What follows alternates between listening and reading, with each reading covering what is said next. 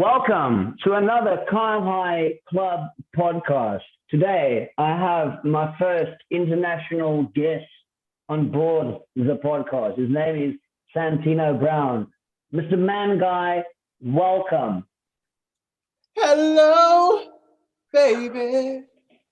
How are you doing? Oh, I'm good, man. I'm so good. I'm excited to be the first international. Here we go. Thanks for making me the first, man. Yeah, they say the first cut is the deepest. Yeah. Oh, no. Oh, I'm cutting you hard, man. I'm cutting you hard today. Exactly. And then after this, that song is going to be stuck in your head. I guarantee it as well. Yes, that's what we need. That's What we exactly. need. That's why I aim to just have my songs on repeat in everyone's heads. That's my goal. One of those earworms that no one can get rid of, like those annoying earworms. Like, where have I heard that song before? Yeah, if I could ever write the most annoying earworm, that'll be my life complete. I'll just stop doing music. Is your goal as a musician just to write the most annoyingly catchy earworm in existence? That is it. As soon as I do that, I'm done. I'm quitting. That's What? the job. I respect that more than anything because say what you want about earworms, the fact that we all internationally can get them stuck in our ears, is already make it world renowned. And I think that's kind of what you want as a musician to have that Yeah, earworm. yeah. I think more seriously though. I think there's a line between like there's like annoying earworm, which is just like repetitive, and then there's like the catchy middle ground where it's like you're still saying something important, but I like to be in that middle where it's like it does stick in your head, but you like that it's there. It's not just an annoying sound. You know what I mean? I think that's where I want to live. Do you know The what moment. makes the earworm for me annoying? When the melody is catchy, but you can't remember the words. It's like, oh, what's the words to Ah, that song? But you've got the yeah, melody in your head and you can't tell someone what the song is because you're too embarrassed to sing out or hum out the melody out loud. yeah. That happens a lot. I think I always find that with Eurovision. Do you watch Eurovision? Do you know what that is? No, no, we're in Africa. We don't get that over Oh, here. oh my god, yeah. Yeah, that's far away from yeah. So there's this song contest that happens every year, I think, and it's like all the European countries come together. But it's like it sounds really cool, but for some reason it's turned into this really cheesy, like annoyingly like catchy song competition. And no one like all the countries vote, but like they all vote on just countries that are close to each other. So it's not a song competition at all. But the music that comes out of it is so iconic. Like it's I saw Will Ferrell made a movie about it. oh really? I haven't seen that. So is all of the compositions on Eurovision originals, or is it like America's Yeah. Got Talent and they sing covers? No, yeah, it's like they're all like amateur composers or amateur songwriters, and they all yeah, it's all original stuff, and it's always the craziest stuff as well. It's always ridiculous. Like, So for the people here in Africa who don't know who you are, oh yeah, um, would you mind a little bit elaborating on your musical career and styles and everything? Because I've been blasting the links that you've been sending me for a while now, but I oh don't think the rest of the country. I'm in South Africa, so yeah, this is I don't think a lot of people here knows you are, and 90% of my listeners are South African. So please, the floor is yours. that is amazing. Well, hello, South Africa. uh, so I'm from the UK. I'm from the north of England in a little town. Basically, I say I play 7 instruments. So I started on drums when I was like, I think I was like 16. I was kind of late to the game. And then I learned guitar, bass, piano, vocals, and production. And then that led me on to uh, sort of just making a lot of music. Um, I've been on Radio One. I guess you guys don't know what Radio One is. This Yeah, is so like basically the radio station in the UK. in the UK, yeah, it's like the one. It's Radio One. It's like Uh, the only one. Um, So You guys only have got one radio station. no, we have loads, but Radio One is like the biggest one. Yeah, yeah, no, we have Radio One, where we give propaganda for the Queen. It's just the Queen trying to get more money, like talking to us. Where anybody can, like send their tax money via an SMS link. Yeah, that is not what our country's like. I will say that's not true. We have more than one piece of media in this country. So yeah, I make pop music, hip hop music. I don't really like to stick to genre. I really like to blend as many genres as I can, basically. And I would say I'm anti-genre. Like, I don't think categorizing music into like neat sections is how humans experience the world. I think that a human emotion is linked to music intrinsically, for me anyway. So I think, and having to sort of separate that and have one genre for your whole life, that's kind of soul destroying. So I like to spread my wings. I like to play whatever I want. I like to just learn new instruments and make as much different kinds of music as I can. But don't you think the world has been trained to, listen to music in that manner? Like, for instance, I've got this argument with a lot of, the elderly people in my family, they're stuck in a certain era, the 80s. They love the 80s. Wow, everything 80s.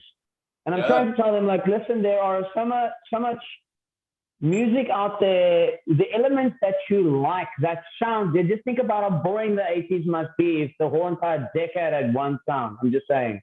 I'm just playing fun. But what I'm saying is there are so many other musical bands and artists out there that makes elements that they would probably like, that's newer music, but I think society is so stuck in listening to, this is rock and roll music, this is metal, this is hip hop, and anything else is considered as experimental, which I think is bullshit.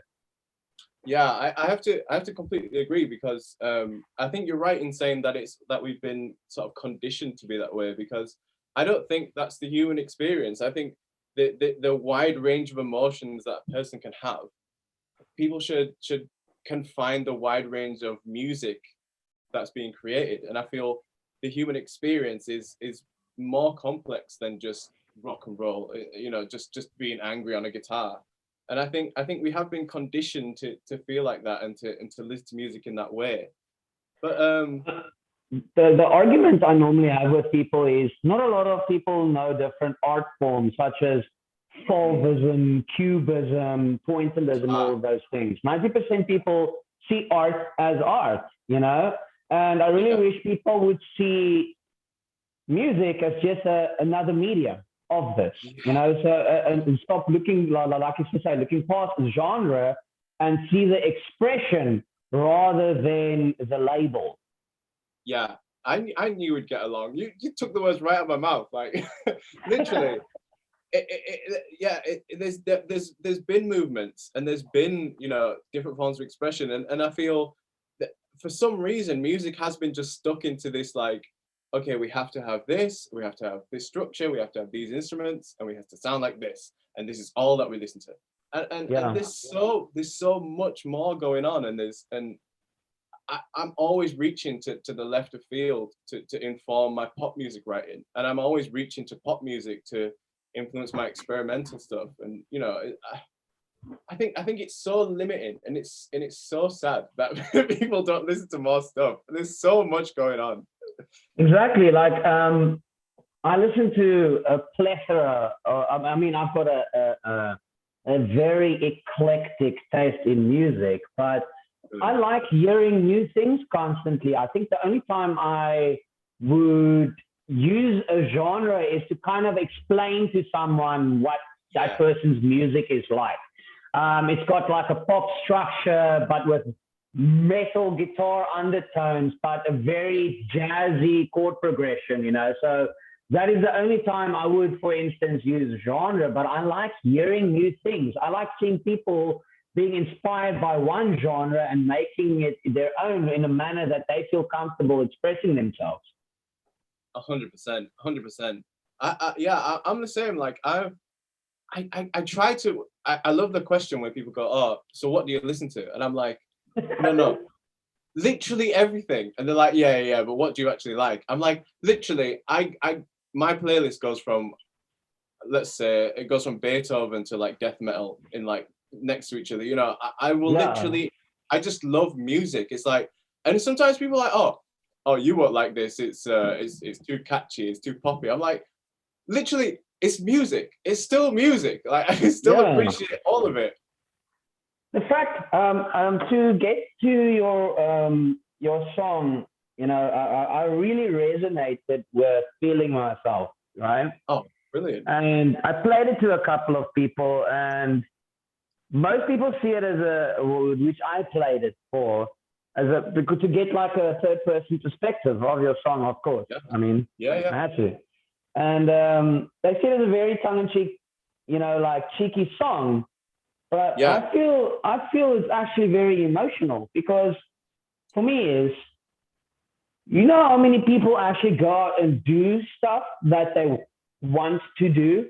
Oh, I can be a musician or I can play guitar. Then why don't you do it? And I feel your song is about, like you say.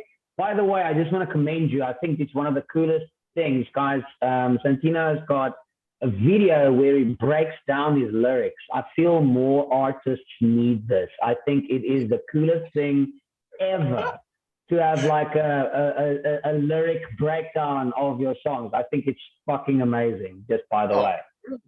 thank you, man. Um, Yeah. but what I wanted to say is the song is about having confidence. And Yeah. you talk about how the world sees you. You also talk about your metaphorical mask, the mask that you have in your head versus the mask you want the world to see. Yeah. And a lot of people think feeling yourself means, oh, I'm feeling, you know, lacquer, I'm feeling good, I'm feeling in the zone. But actually feeling yourself to me is more, I feel more how I portray myself to be rather than what the world portrays me to be. And that's what I took from your song. And that's why I thought from first glance, it might be very cheeky, but I found it to be a really inspirational song. Oh my gosh. First of all, thank you so much.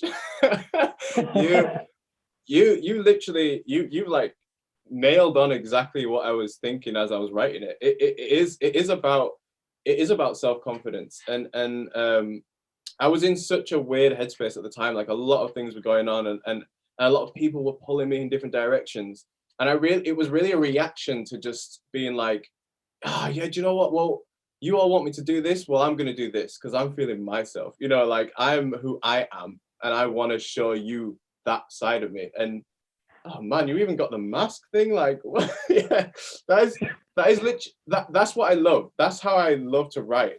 Like, I think if I have a writing style, this is what it is. It's like on the surface, it's like cheeky and whimsical and fun and happy and poppy. But as soon as you delve into it and you sort of pick apart what I'm talking about, it becomes like a bigger message. And all of my music is like that. Every single song has an ulterior message that can be found in it. I think it's so cool that you found that. I love that so much. No, because if you look at your social media, you are a very charismatic individual. But if you look big, but to come back to my point where I want to derive from the beginning is, Yeah. people don't go out and do what they want. People don't go out and make music who wants to make music. People or don't go out and do these things, but they're quick to judge you for, hey, your music sucks, or this music sucks, or listen to this music, because they are boxed in. I think that comes together with that, what we're talking about. We're so conditioned to box our genres and label our genres. We're not in a society where people are comfortable expressing themselves because There are things like cancel culture, people being offended. So people need to watch expressing themselves at the same time. So where is that line that you were talking about? Mm, mm. Yeah, I really feel what you're saying, because it is that it is people have been conditioned to, okay, I'm a bricklayer, so I can never play guitar. It's like, no, but you've just told yourself that you're a bricklayer. That's a story that just because someone else has given you a job and told you you're a bricklayer, now you can't do anything else, and you'll keep yourself in that space. And I feel this song particularly is really just me saying, well, you can do what you want. Like, you don't have to follow that. And as you were saying, it's the same thing with the music.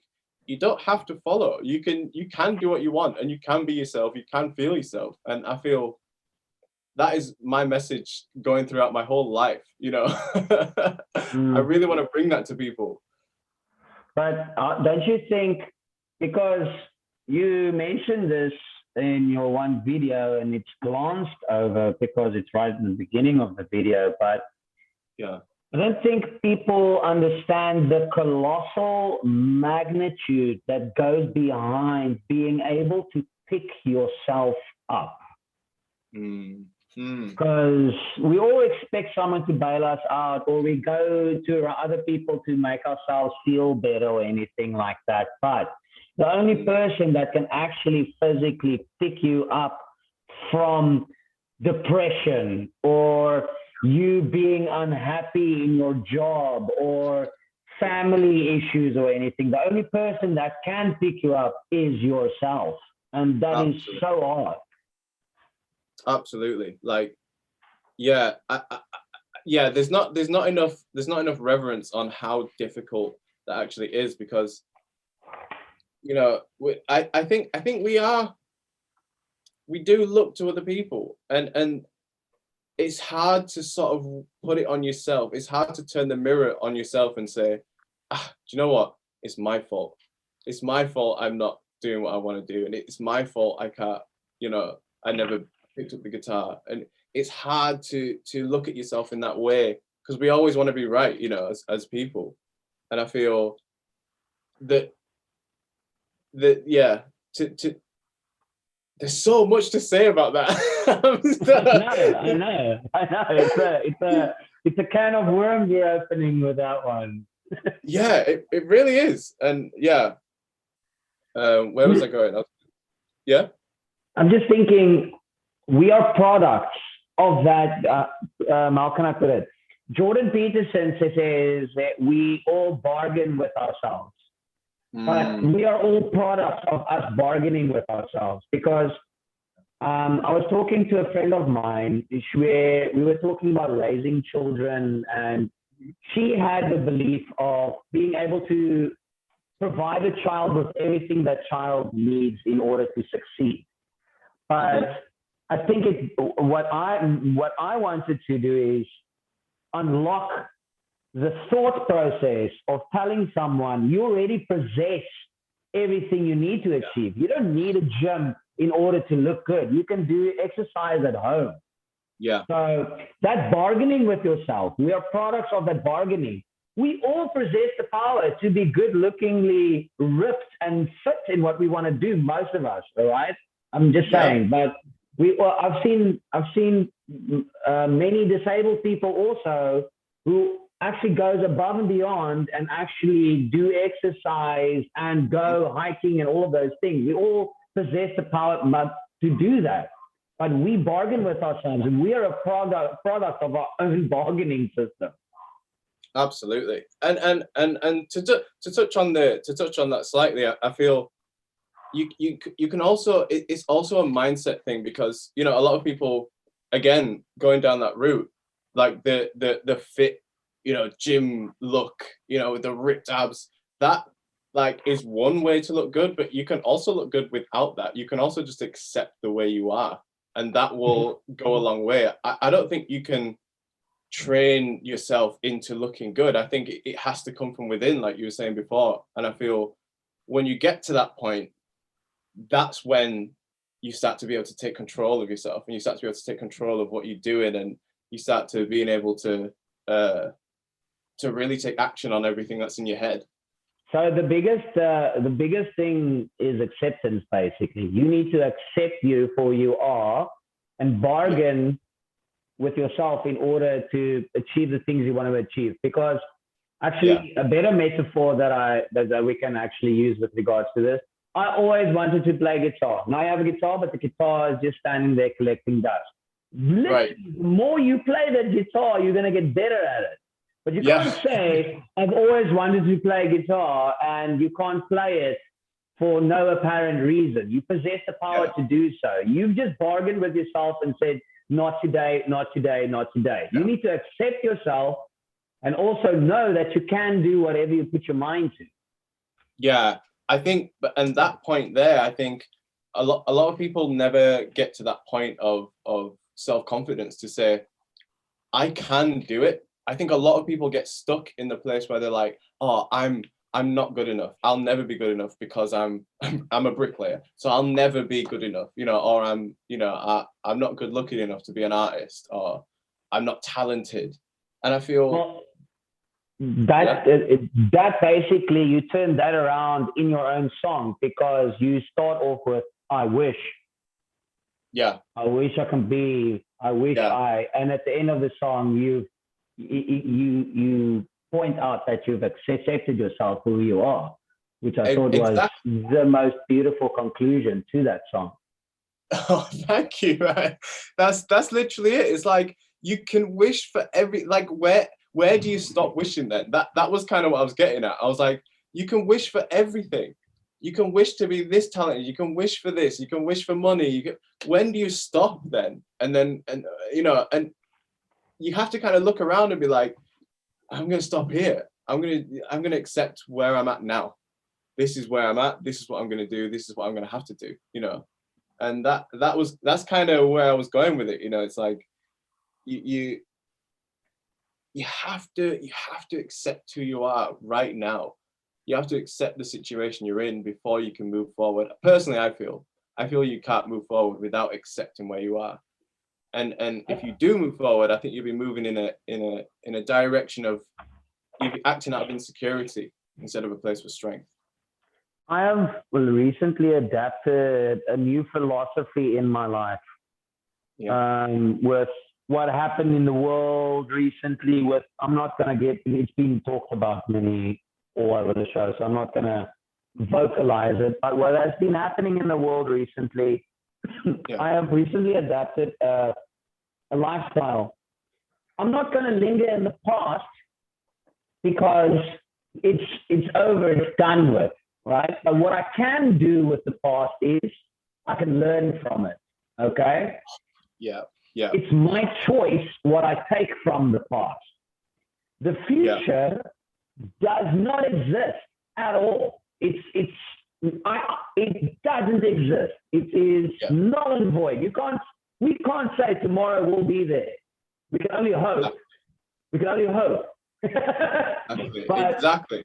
We're not even going to know what's going to happen then. So the future doesn't exist. But all we have literally is right now, me and you having this conversation. That is literally all we have right now in our lives.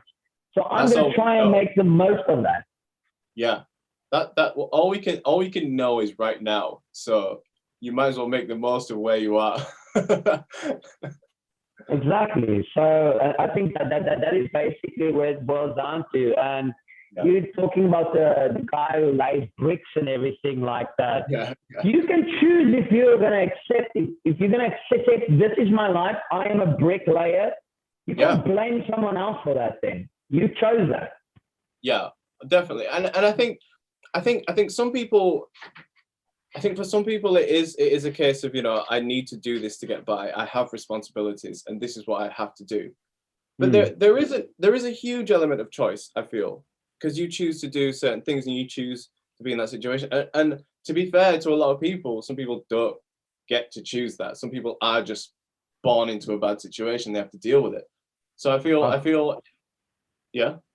No. So I'm agreeing with you. Yeah.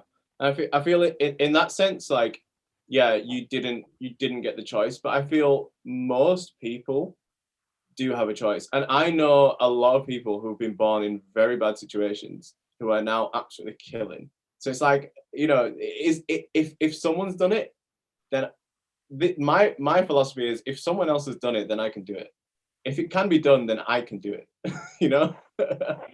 You just need to figure out and find out. Like, for instance, talk about that choice. Look at most billionaires and millionaires and people who've made it, right? Look at where most of those people come from, okay? And just it comes down to that thing that we both of us have been talking about is that acceptance, right? Yeah. And I think that is such a hard thing to do because me talking about it right now versus I am still struggling to accept myself for who I am. I think one of the biggest vices I have, I don't know if you talk about the masks as well, and I hate my masks. Yeah. Because I want to live in a world where I don't have to have masks. Oh, But yeah. when someone talks about me, and then I think to myself, who are they talking about? Because they're talking about me, but I don't see that self. I don't see myself in that. Have I been wearing masks too long? Or have they seen a mask that I wanted them to see? Why do I feel uncomfortable with this information I'm hearing? Yeah. Oh my God. Yeah. And yeah. I wanna just touch quickly on what you said before as well. Like I'm not like sat here saying, yeah, I've done all this, I'm perfect. But I wasn't always this way. Like this comes with work. Like you have to work to become this sort of sure of yourself and this confident. But yeah, I feel when you I feel I'm gonna go into this. I feel living in this country, I feel a lot of mixed race people do feel the same. They do feel like they have to put on a mask because you're not like you're always outside of the norms. You're always outside of, you know, this group and outside of this group. You're always in the middle, and I feel like you have this mask for this group, this mask for this group, and you have this mask for that group.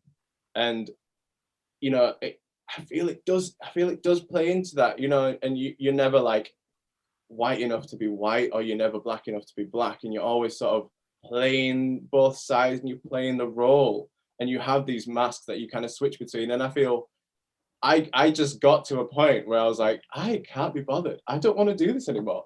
I don't want. Yeah, I don't want to live like that.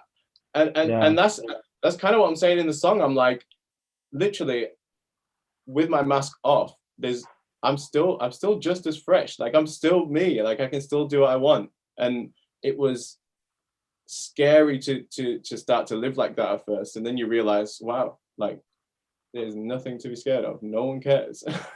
Right? No one gives a shit. That's the Yeah, beauty. But that's the beauty of that.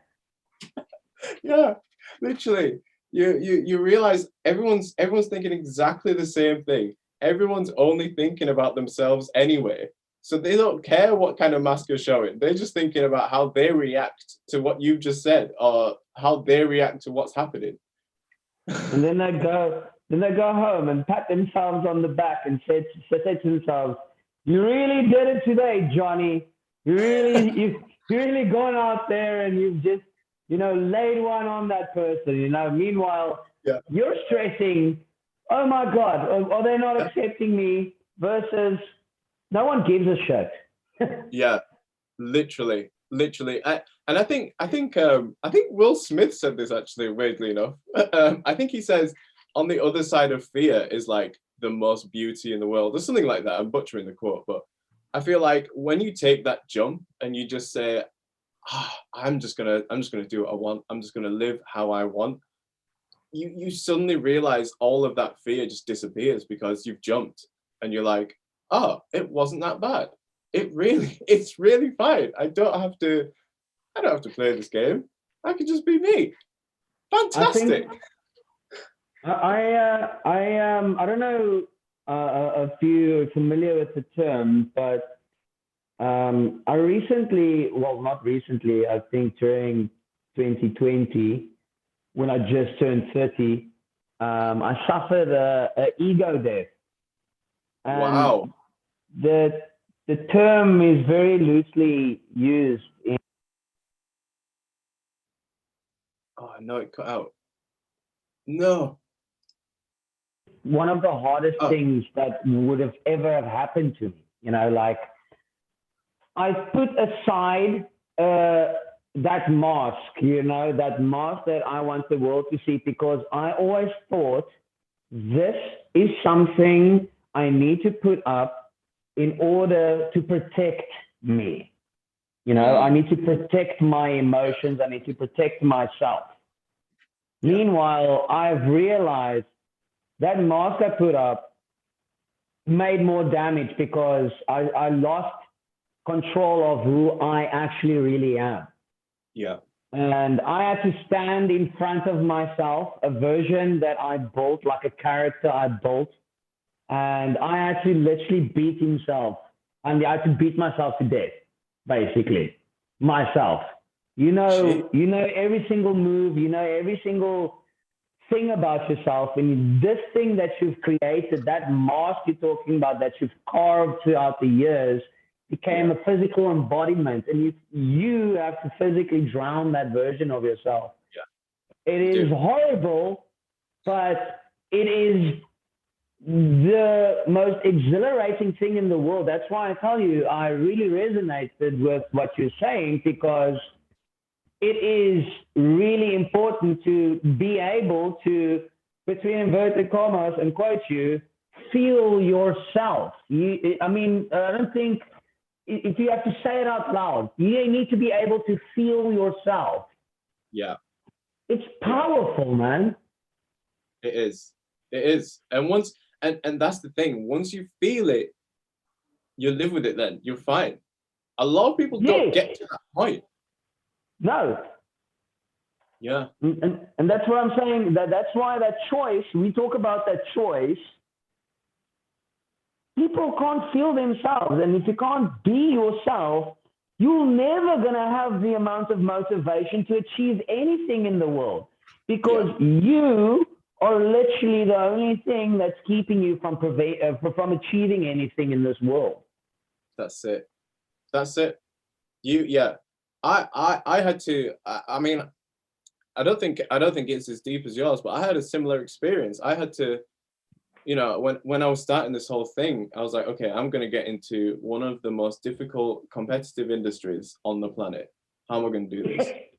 You know, Yeah. how am I going to do this?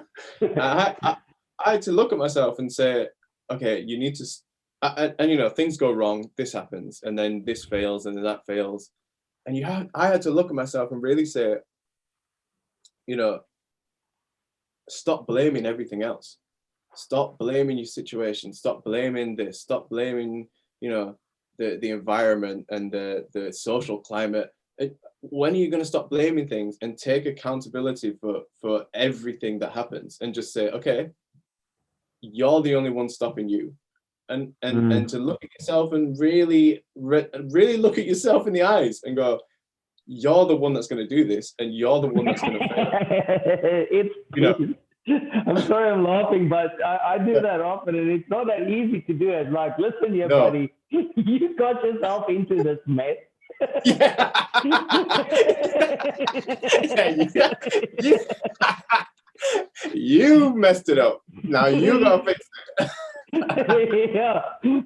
No one else, you need to fix this shit up, man. Yeah, yeah, it's not easy, man. It's not easy, but yeah, I remember those moments. I do remember those moments, just standing, looking at myself, and thinking, "Wow, how how am I gonna do this?"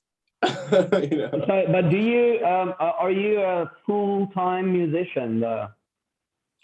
I am now, yeah, yeah. I straight out of I did music. Well, I did Japanese at uni, and then I did music at uni. So Japanese and music.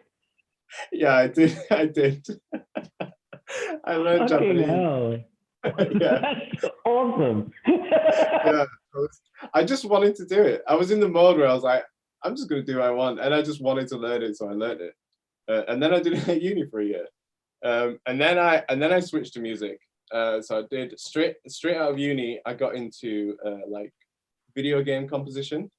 So I was doing a lot of like scoring and writing for video games and some media stuff as well. So that kind of kept me afloat for a while. And then I just realized that's not what I want to do. And now I want to crack this pop thing. I want to, crack this artist thing, this artist project to really, live the life that I always wanted to live instead of serving the serving the industry. So What is the music industry like in the UK, if I may ask? Do you know, it's mad. It's crazy over here. Like, basically, everything's in London. Basically, it's sort of changing now. Everything's in London. I would personally say it's very small. It's quite cliquey. Like, there's not, like, one person and they usually know everyone. Yeah, and there's, I mean, it's quite nice being up where I am in Leeds. There's a lot of jazz going on. So I feel in the UK, you can really do this. Whatever music you make, there's a place for you somewhere. Usually. So there's like a climate for every single musician out there. I really think there is. I really think there is. The same with fashion. I really feel there's something for everyone. Like whatever style you have or whatever like inclination you have, there will be a city somewhere in this country that you can thrive in. But I mean, I want to know about how's the music scene in South Africa? What's going on there? So we have got 11 official languages in South Africa, right? Yes, yeah. Which makes it really niche if you sing in a certain language. So that means the rest of the world don't listen to your music. Yeah. So I really love most of the South African music because we've got a very vibrant scene of music. And I also feel like there's a lot of influences that happens only here because there is traditional musical influence with very modern takes on that as well. Because South Africa is a very culturally rich country, we're like this mixing pot of all kinds of different cultures. I mean, there isn't really other countries that has 11 official languages, from Zulu, Xhosa, Afrikaans, English and all of those things. So what you're basically saying is there is for every single musician a spot here as well, but we do have got some South African musicians who've made it to the big time where the rest of the world knows who they are as well. But if South Africa is very cliquey as well because musicians here tend to have other day jobs or they teach or they lecture or they've got some side hustle as well. But it's a very cutthroat industry here in South Africa if you want to make it as a musician, to break through. So it is really interesting and I like it. And that's why I podcast because there is all kinds of weird and wonderful people trying to, those tiny little golden nuggets you need to sift through that even though my country is so small, that keeps popping up. And that makes me curious of what's happening in the rest of the world as well. Yeah, for sure. Oh, it's so cool. Yeah, I feel that's just the nature of the beast of music. I feel it's very cutthroat everywhere that it seems. It's like that's so interesting. But also, we talked about this in the beginning, but it's also worth thinking about. We're talking about one medium to express yourself. You think about how cutthroat it must be if you are a painter in today's society and you paint for a living. How do you make, I can't even list 3 modern painters that is world renowned from the top of my head right now. Do you know what? I love fine art and I can't even think of one. I'm the same. Exactly, that's what I'm saying. We can list me and you can list musicians that both of us know that's modern and new, but just think about other mediums of ways of expressing yourselves. How cutthroat that must be if we talk about music, right? For sure, Fine yeah. art, expression art. I mean, street art. I mean, I know Banksy. Yeah, yeah, he's done it. He's there, but name five more. It's not like music. So any of the other ways to express yourself, you really gonna have to shine through if you want to make something of yourself. So that is also you talking about picking yourself up, gaining that confidence. If you make a choice with something, you need to go. I mean, I don't even know where to begin to be as passionate about. Like, I love music or anything, but I don't even know how to begin to make the plunge to do that full time. That takes balls, man. I mean, how did you do that?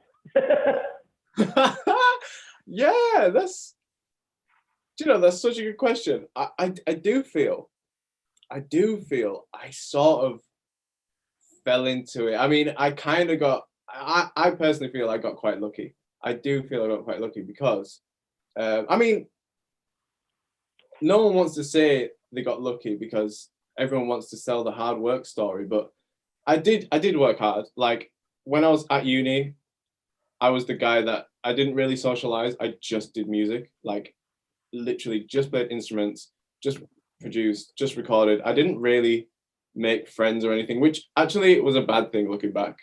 I wouldn't recommend it. But yeah, I am on my own in my room right now. So Hey, I me did. too. Yes. That's why we're talking across the world. We don't have friends in our country. You just made it even more sad. No, I'm joking, of course. I'm sure you have friends. No, I'm just. Nope.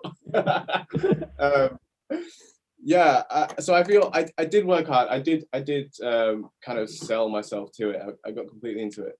But I just applied in my third year of university. I just applied for a job and I got it. And I feel I just feel like it was the right time. I had the right songs and I was ready for it. To be fair, when we talk about hard work, I was prepared for the audition. I was prepared for the portfolio. I had everything ready. So that kind of springboarded me into, okay, I'm working for this company. I'm working on music full time. That's given me even more portfolio, give me more skills that I can apply to this. So then I leave the company, and now I have a load of names behind me that I've worked on, a load of people I've worked with. I have a little network, and you just kind of you show your skills that you've learned being at the job. And I feel, yeah, I just kind of bounce around, and then I have the freedom. I mean, to be fair, there's been moments when I have taken a little part-time job just to help me out, a bit here and there. Especially when all the gigs stopped. As soon as the gig stopped, my money stopped because I was constantly gigging. That was my main source of income, and like that really taught me, okay, you can't rely on one thing. When you're out on your own, you cannot rely on just one stream. You have to have, multiple things going on to be able to survive. So I did take little jobs here and there. And then, yeah, I just work on projects and use my network that I've built over, 3-4 years. What would you say is your biggest motivation with anything you do, whether it is being alive to making music to wiping your ass in the morning? What is your biggest motivation in life? That's such a good question. I think for me, the first thing that came to my head, right now, I'm motivated by the greatness that I know I can achieve. I feel fulfilling my potential is one of my biggest motivators, because I know what I can do. And this is going to sound crazy, but I have been given this brain. I've been given these looks. I've been given this body. I didn't choose any of that. I would be damned not to use it for something incredible, to really show the world that humans can do this. That is a beautiful reason, man. That is beyond beautiful. A previous guest on my show, Dr. Trevor Barry. Right, I used to be in a band by the name of Ultramel. It's a local custard here in South Africa. So we named our band after a custard.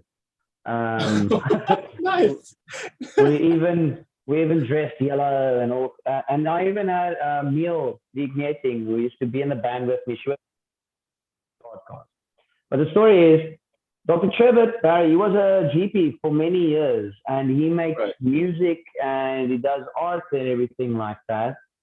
Yeah. And we rented out his studio, and we got to know Dr. Trevor. But what was beautiful about him was he could barely see, right? And he could barely walk, right? So like he used to paint with multiple magnifying glasses, not one magnifying glass. He would wear his physical glasses and have a magnifying glass over a magnifying glass, just so he can actually paint.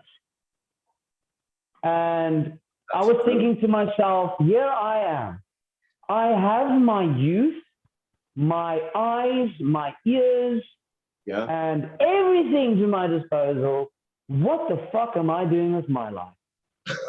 Oh no! Oh yeah, yeah. And it's exactly that what you are saying. You have all of this. You'd be an idiot not to use it. It comes from perspective. It comes from knowing what you have, and the advantages I have of just being born here, like crazy. First of all, mental, of the opportunities in this country, and also I'm good looking. What are the chances of that? And what are the chances of that? This little self-flex happening here in this podcast. It's okay. Santino is good looking. I'm gonna post a picture of him. You're gonna see his beautiful afro and everything. People gotta see the afro to know what's going on. Exactly. It's a matter of perspective, and it's knowing what you have and knowing what you can work with. I mean, there are a lot of things that motivate me, but that was the first one that came to my head. It's like fulfilling my potential is really important. Something I really, really want to see through. Mine is actually that the world doesn't give a fuck that we were talking about either, Yeah. So why worry, number one? And number two, I want to leave something behind on this planet that makes people want to give a fuck. Definitely. I think we need to write a book about the subtle art of giving a fuck. Oh, please. Oh, yeah. That's brilliant. By giving a fuck, we don't give a fuck. Yeah. Oh, do you know, that is literally what I'm trying to say. So many times I'm trying to get that across. Like, I love artists, and I love musicians, and I love people that care. Like, that really care about what they're doing. They really care about the details. They care about all the nuances and all the little intricacies that can go with it, and all the stuff that's left of field. And those are the artists that stick with me and that I'm influenced by. And I feel, caring. There's not enough light shines on caring. No, everybody's like, but that's why everybody asks me, have you read The Subtle Art of Not Giving a Fuck? And I feel a lot of people misinterpret that book into, Mm, oh, I'm not going to give a fuck, I'm going to live my life. yeah. But have you ever turned around and thought to yourself, why don't you be that person that makes people think about, you know what? Because of that person, I believe faith in humanity is restored without actually worrying Mm, about who looks at you. yeah. 100%. I was 100%. talking to one of my colleagues today, and I grew up with my grandparents, and Okay. they taught me something that I actually practically can prove, and which I thought in my life, you know what? I thought my grandma was crazy. I thought Mm, she was just an old hag. She didn't know what she was talking about, but yeah. God bless her soul. She knew exactly what she was talking about. Yeah. Manners, dude, manners. If Yeah. you just have manners, you know what Yeah. world of possibilities is open to you. If you just have got Yeah. something as simple as opening a door for someone. Yeah. Yeah. Or just saying thank you. Just saying please. It's not difficult. It's free. It's, We sound like those kids shows at the end of the kids show. They're like, remember, kids, always say please and always say thank you, and remember, manners goes a long way. and don't forget to eat your greens. This episode was brought to you by Santino Brown and Kyle Ludwig. Oh, And brilliant. we can just end the podcast right there, and we can sign by a kid show. We can be the Yeah. next kid show host. Yeah, we are famous now as kid shows. This is it. This is our life now. But listen, the BBC can really start getting a little bit more creative. By the way, Yeah, because of us. no, I mean BBC One, BBC Two, BBC Three, Radio One. Yeah, yeah. Very true. Very true. Yeah. It's also formal, you British people. I mean, is it everywhere in the UK where things are formal like that? Because I always just imagine, everybody inviting each other over for a spot of tea and being very formal with each other. Really? Is that what people think? That's so That's funny. what that's my perspective of the UK. Oh, really? To You to be know, honest, we drink a lot of tea. There is a lot of tea going on in this country. yeah, a That lot. that is very true. But yeah, it's not it's not really a spot of tea. Do it. Let me think actually. Let me actually think about that because we probably do. I often go to my friend's house just for tea. That's what you just proved my point. Yeah, no, we actually do. That's so weird. I never. I will rest my case. Yeah, you're right. The stereotypes are right. But Everything's true. I really feel like the UK. There's some beauty in the UK rock and roll versus American rock and roll. Okay, Oh yeah, yeah, is you think about Gibson guitars versus yeah, Fender guitars and all of those things. If we go just bounce back one last time with music, which I wanted to get down to, and before I wrap this podcast up.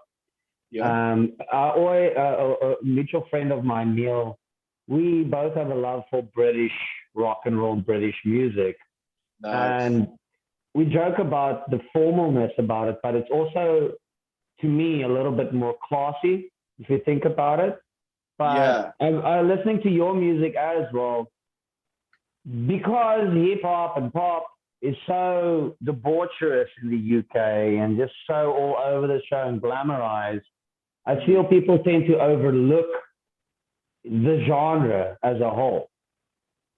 the UK genre. No, I'm talking about the whole genre. I mean, Ah, you coming to, you want to be a hip hop or a pop artist, the stigma that comes with it due to the over glamorized version of the US of it versus mm, other people, for instance, UK. I mean, if you talk about hip hop artists in the UK, people like the Streets and Four Owls. I mean, if you talk about hip hop, those guys are beyond some of my favorite hip hop artists, and they sing about mythology, yeah, psychology, and mental health, and everything like that. How are you going to yeah, compete with that with regards to Little Wayne and booty shaking and all kinds of things like that? So yeah. the question I want to boil down to is, with your music, how do you plan on breaking through and be seen out there in the world? You don't have an album coming out. What is your plan from, feeling yourself to making yourself? What that was beautiful. Can I just say that was gorgeous? Um, yeah, such a good point. I feel I have a very methodical set out plan for this year. Okay, okay, this is okay. I'm just gonna lay it all out. So, feeling myself is the turning point where I say, forget everything that you knew about me. I'm just gonna do what I do. Then I've got singles coming out leading up to the album. The album comes out. This album should come out in September. This is the album that I say, this is me.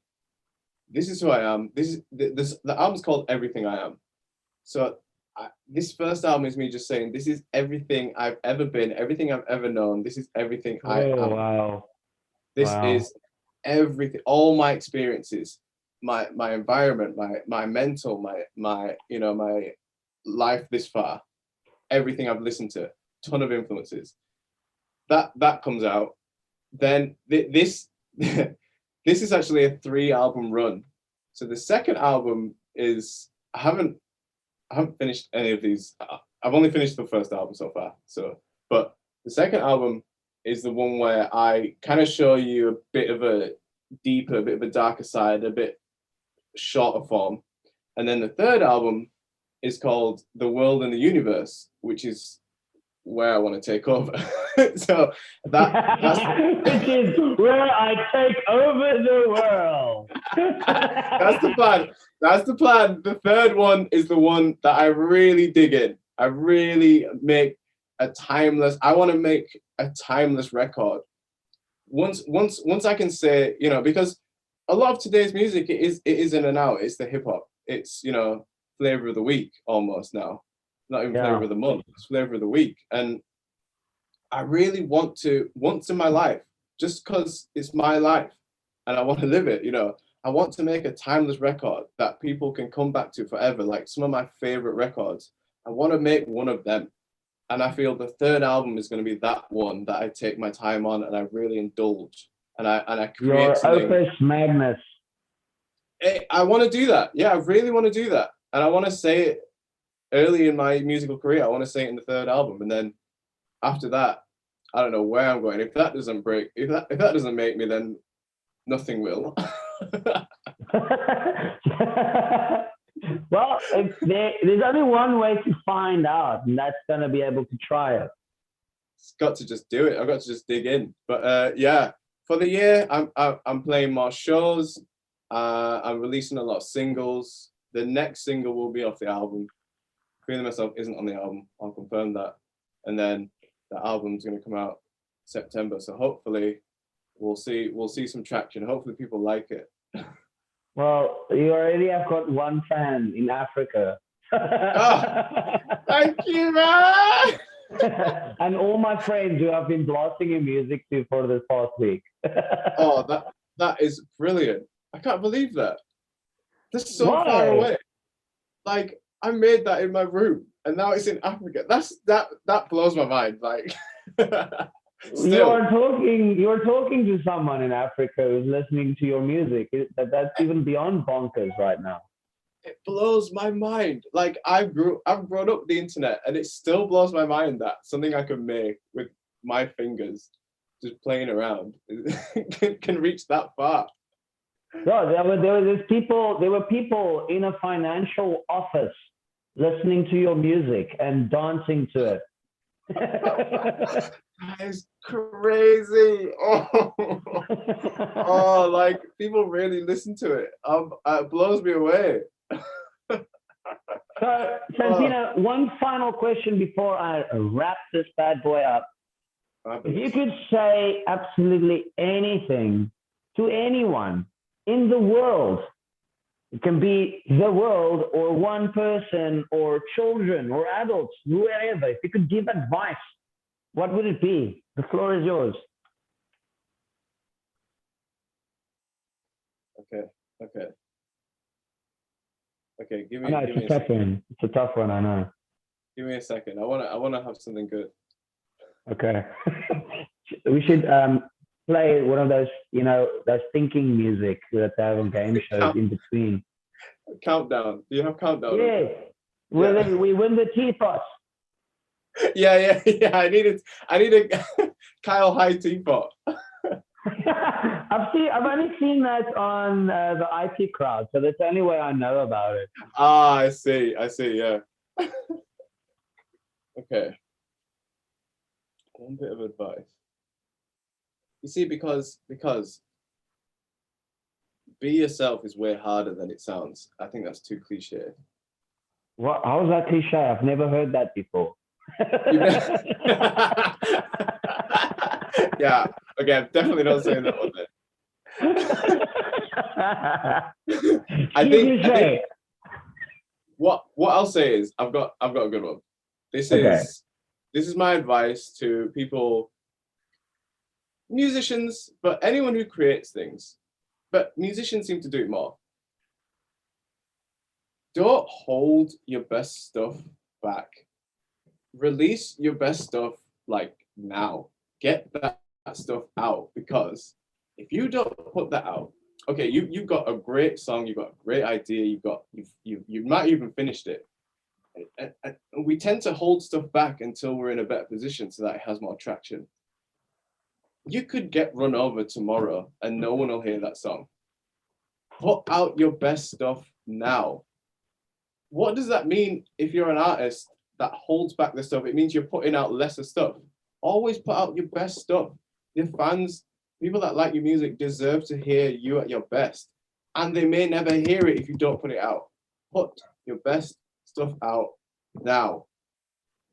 I think the problem with that saying is musicians feel everything is shit. I've made this. Well, it's horrible. I've never got. All of our friends might think, "Oh, this is amazing." Meanwhile, you're like, "This is horrible. This is shit." What are you talking about? That is such a good point. I didn't think of that. Musicians are like self-loathing assholes because everything they make is like, no, this is horrible. I need to at least try, at least tweak this a little bit and tweak this a little bit until he tweaked it so much where it is actually horrible. That is. Do you know how many times I've done that as well? That is so true. The amount okay. Better advice. When people say it's good, put it out. Stop producing and release the song.